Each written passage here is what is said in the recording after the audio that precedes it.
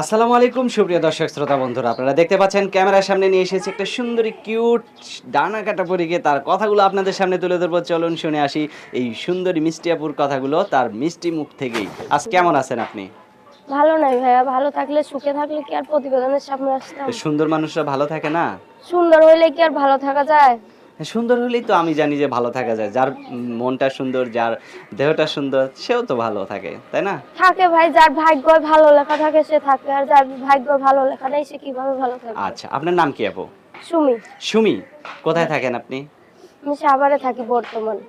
আর আপনার গ্রামের বাড়ি কোথায়? গ্রামের বাড়ি নাটোর ভাইয়া। নাটোর। হ্যাঁ তা আপনি গ্রামের বাড়ি থেকে ঢাকায় থাকেন কেন?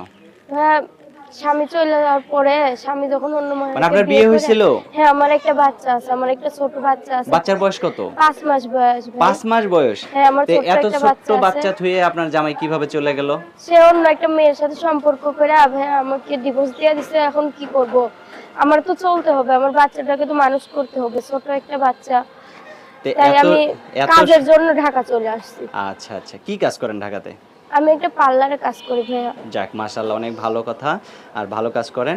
তো এত সুন্দর মানুষটাকে রাইখা যে জামাইটা চলে গেল, সে কি আপনার চেয়েও সুন্দরী একটা বউ পাইছে নাকি আপনার চেয়েও কালো? আমি জানি না ভাইয়া, সুন্দর অসুন্দরের ভিতরে নাই, যে আমার বাচ্চাটার আমাকে ভালো লাগে না সমস্যা নেই, আমার বাচ্চাটার ইতিম করে দিছে। এখন আমার অনেক কষ্ট করে বাচ্চাটাকে মানুষ করা লাগে।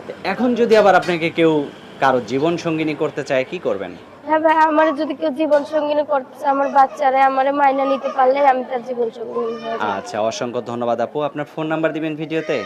না ভাইয়া, আপনি দিয়ে দেন। আমি দিয়ে দেবো। আর এই সুন্দরী মিষ্টি আপুটির একটা বাচ্চা আছে, সুন্দর একটা কিউট বাচ্চা আছে। বাচ্চাটা কি মেয়ে না ছেলে? ছেলে।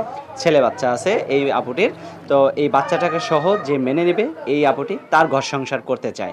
আপু আর কিছু বলবেন আপনি? না আপু। আচ্ছা ঠিক আছে সুমি আপু, ভালো থাকবেন। প্রিয় দর্শক, আপনারাও ভালো থাকবেন। আজ এ পর্যন্তই। আল্লাহ হাফেজ।